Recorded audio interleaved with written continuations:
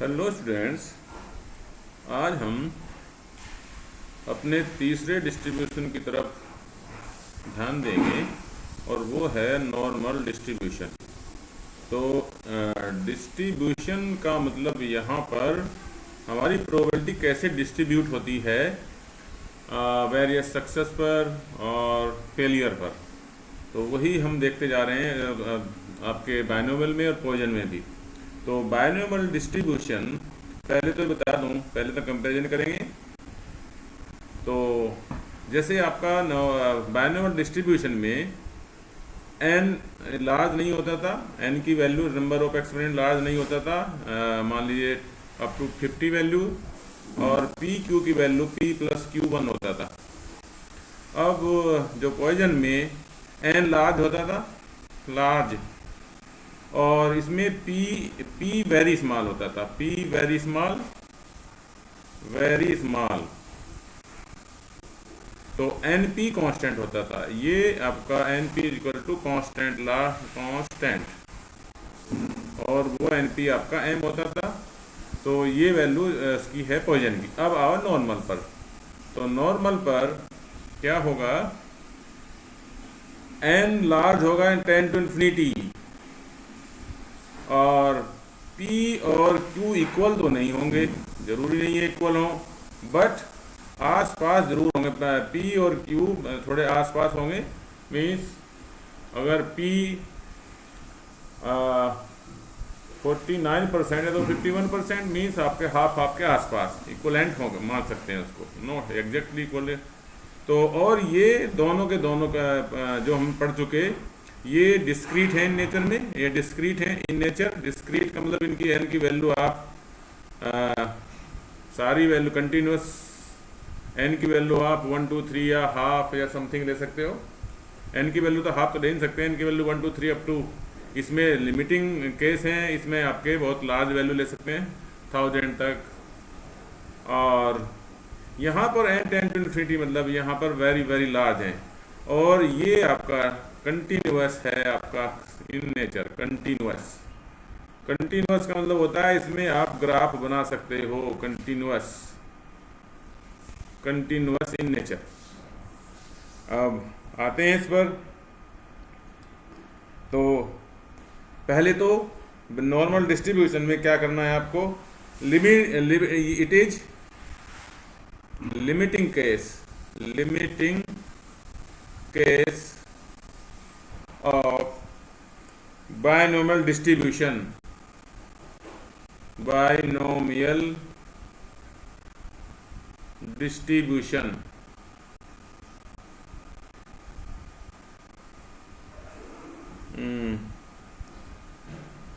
Binomial distribution आप देखा होगा, P plus Q to the power n होता है, and n approach to infinity.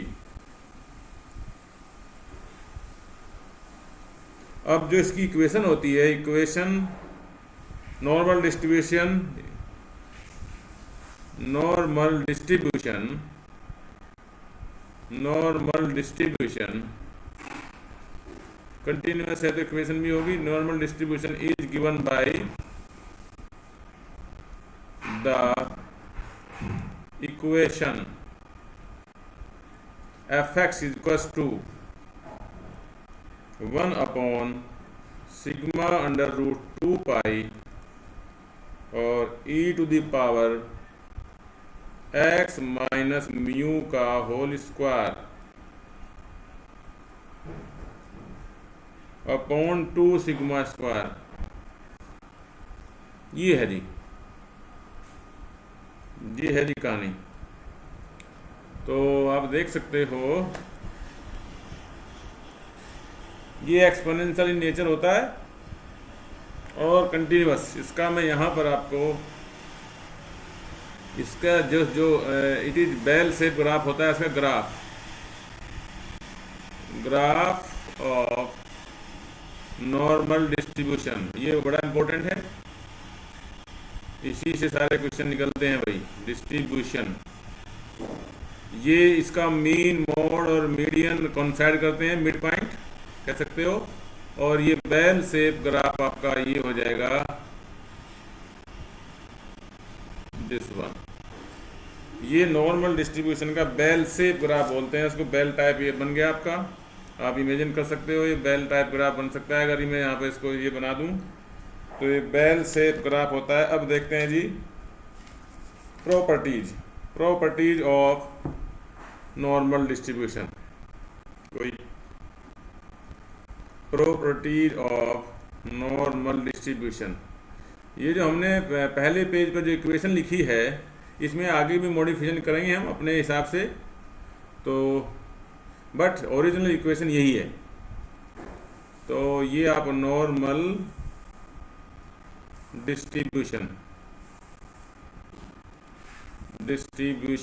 इसमें देख सकते हैं आप, ये एफ कर्व है, ये मिड लाइन है, इस पर नॉर्मल, ये जो वर्टिकल मिड लाइन है इस पर मीडियन, मॉड और मीन, यहाँ पे इस लाइन को रिप्रेजेंट करते हैं। जैसा इस तरफ लेफ्ट साइड में ऐसा ही राइट साइड में।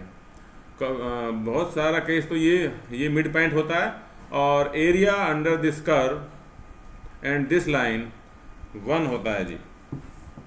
तो पहला तो वही आप पहला तो ये कर दिए, the curve is symmetrical, the curve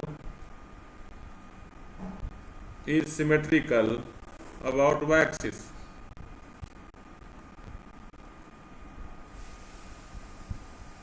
about y axis, और ये y एक्सिस ही रिप्रेजेंट करता है the mean, median, mod coincide at the origin. The mean, mod, median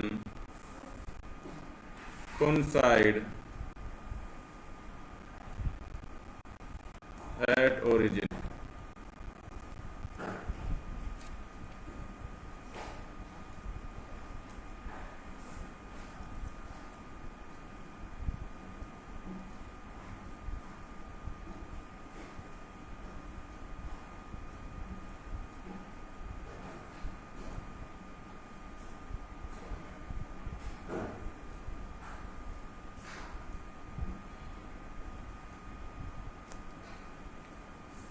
Number 2, area under the curve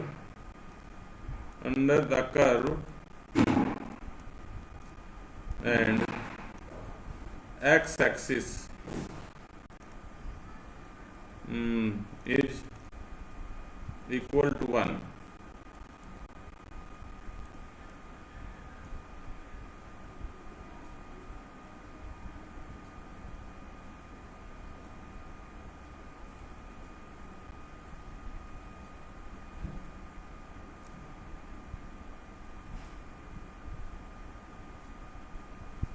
तो ये प्रॉपर्टीज आप देख लें भाई, ये प्रॉपर्टीज हैं।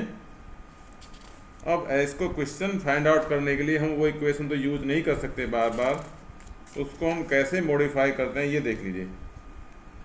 ये जो आपकी इक्वेशन है, ये जो फर्स्ट पेज पे इक्वेशन है वह F x is equals to f x is equals to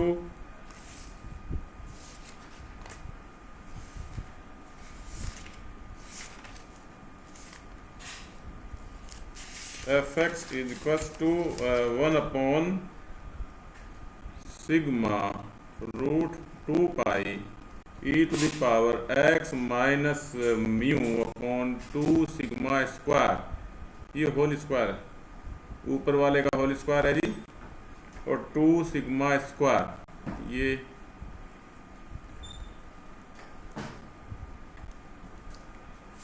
तो x माइनस म्यू को हम अब z से रिप्लेस करेंगे, x minus mu upon sigma को।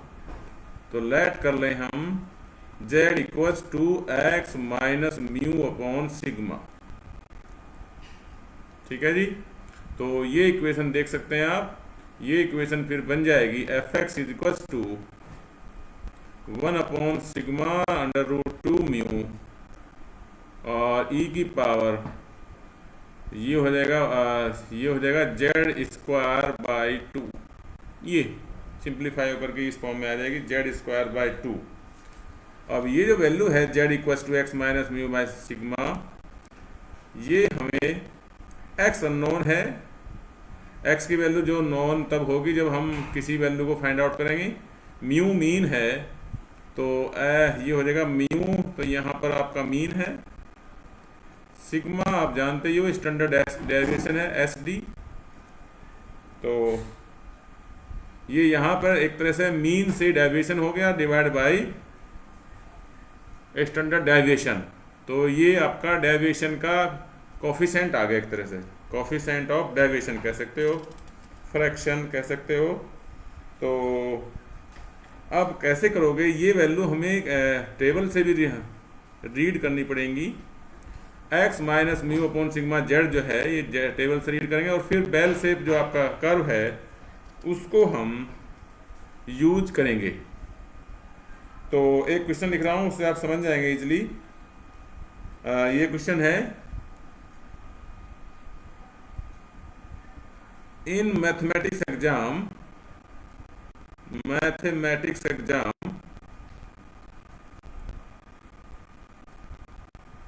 द मीन ऑफ मास कह सकते हो, द मीन वाज 72, एंड तो मीन म्यू की वैल्यू हो गई, and standard deviation and S D is 15। Determine the standard score of student receiving grade. Determine the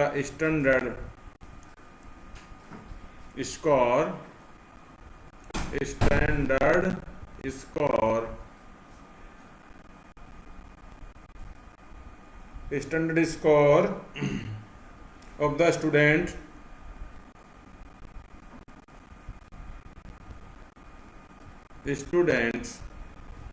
receiving grades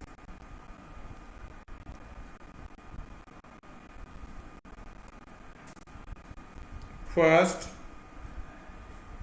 60, 93, 72 A, 60 B, 90 और C 72। That means ये grade है, इनको आपको score में कन्वर्ट करना है, और ये आपके डेटा दिए हैं। तो आप समझ सकते हैं यहाँ पर सॉल्यूशन में वही फार्मूला यूज होगा, z equals to x minus mu upon sigma. तो पहला केस में ए केस में आप कर लें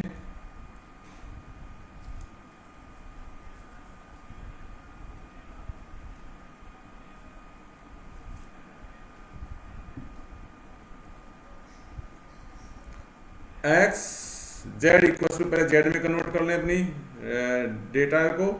तो एक्स है आपका भी ये 60 माइनस 72 म्यू है, और सिग्मा है आपका 15। तो ये आ गया आपका माइनस के 12 अपॉन 15 माइनस 0.8, ये आ गया।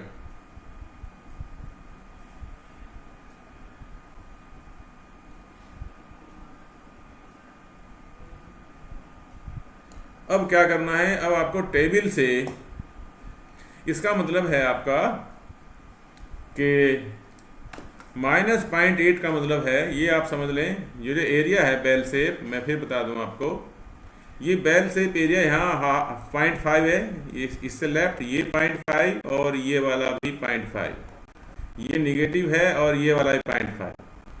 तो जो भी वैल्यू जेड की आएगी आपकी, जो भी वैल्यू, जैसे जेड की वैल्यू माइनस 0.8 आई, तो ये यहाँ से 0.8 की वैल्यू देखेंगे जहाँ पर भी है 0.8, उसमें देखेंगे आपका टेबल में इसको कन्वर्ट करेंगे 0.8 पर। तो इसको 0.8 जितना जो कि सिमेट्रिकल है एक्सिस के ऊपर, जो भी वैल्यू यहाँ पर तक आएगी मान लो, वो एरिया राइट साइड यानी कि पॉजिटिव में हम कन्वर्ट कर लेंगे, क्योंकि हमारी टेबल केवल पॉजिटिव नंबर पर बनी है। तो अब हम इसको 0.8 पर कन्वर्ट कर लेंगे जी। तो 0.8 पर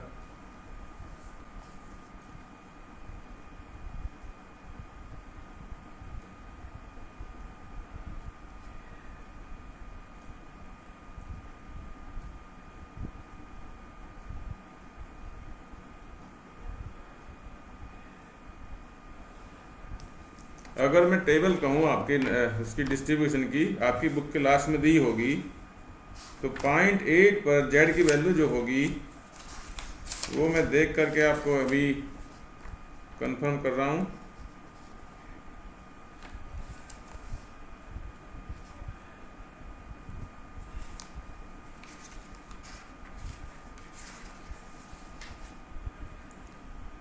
पॉइंट 8 पर वैल्यू है जी 0.28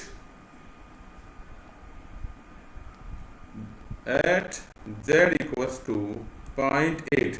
ये माइनस पॉइंट इसे छोड़ रहा हूँ क्योंकि मैं इस पॉजिटिव साइड ले लिया हमने। तो 0.8 पर ये वैल्यू है 0.2881।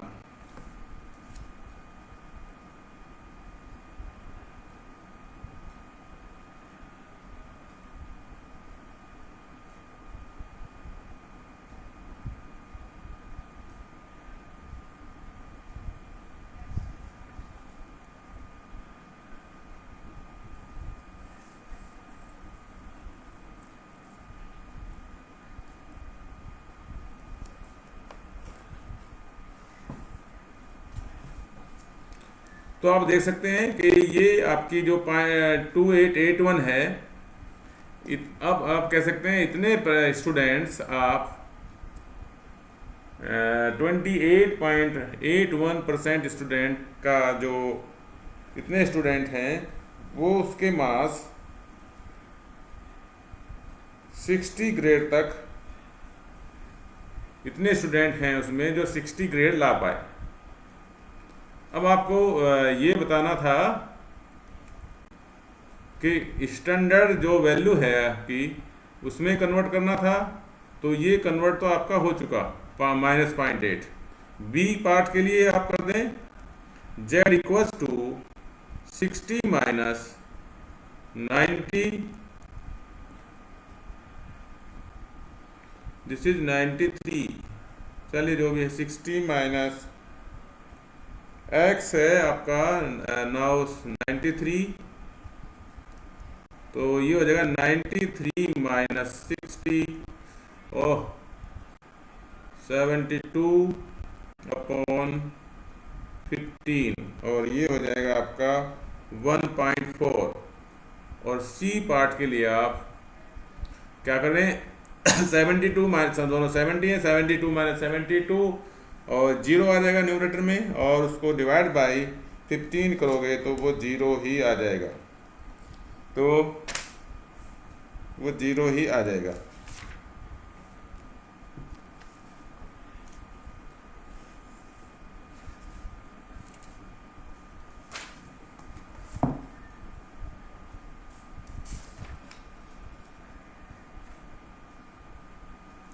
अब आप जैसे आपको फाइंड आउट करना है, एक क्वेश्चन और देख सकते हैं आप।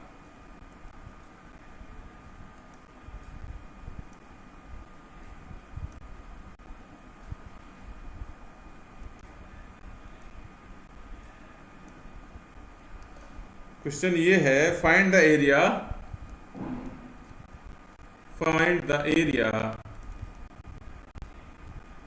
Under the normal curve, under the normal curve, normal का समझ गया, normal distribution, normal curve z equals to 0 and z equals to 1.2। तो z नॉर्मल बेल शेप आपको याद रखनी पड़ेगी भाई, और z equal to 0 z equal to 1.2।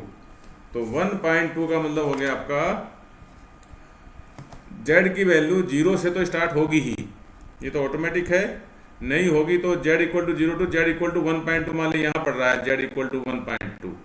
तो ये एरिया आपको बताना है, और ये टेबल से आपकी वैल्यू इसकी निकालनी पड़ेगी।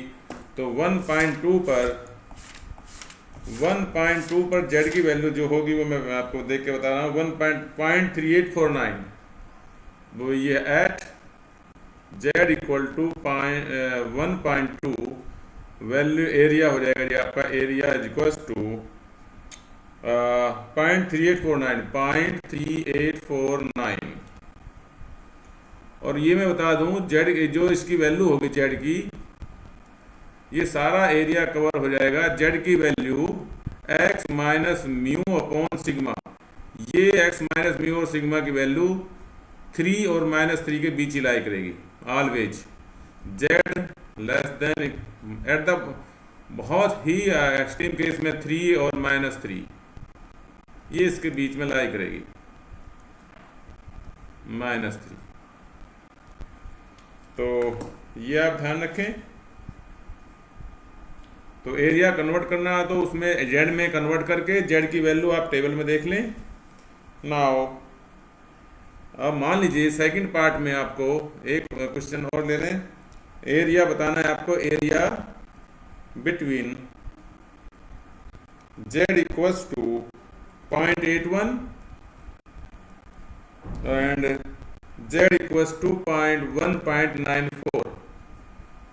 तो इसके लिए आपको फिर जेड इक्वल टू 0 में ही कन्वर्ट करना। तो मैं फिर एक बार आपको बता दूं, ये आपको देखना पड़ेगा। ये जेड इक्वल टू मान लिया 0.8 यहां पर है, और ये जेड इक्वल टू 0.194 यहां पर है। तो आपको ये एरिया बताना है। एरिया जो भी आपका टेबल से मिलेगा वो 0 से अटैच होगा। तो ये हो गया आपका एरिया, यहां लिखता हूं एरिया जेड लेस देन 1.94 और ग्रेटर देन 0.8, ये हो जाएगा एरिया, क्योंकि 19 area of Z greater than 0, वो टेबल से जो मिलेगा 0 से अटैच होगा, बता दूं, और लेस देन 1.94 माइनस एरिया कर दोगे आप जेड इक्वल टू 0 से जेड इक्वल टू 0.8 तक। तो एरिया एक बार जेड की वैल्यू 0.8 पर देखोगे तो वो 0 से यहाँ तक आ जाएगा, ये वाला, और एक बार देखोगे तो वो 0 से अटैच हुआ यहाँ तक आ जाएगा। तो लास्ट वाले में से ये वाला घटा दोगे तो ये आपका दोनों के बीच का आ जाएगा। अब मैं देखता हूँ जेड इक्वल टू 1.94 पर जो वैल्यू आएगी इसकी, तो वो वैल्यू आ जाएगी जी आपकी 0.4738, पहली वाली 0.4738 और माइनस 0.2910, ये वैल्यू आ जाएगी। तो पॉइंट आंसर आ जाएगा जी आपका 0.1828, ये आंसर।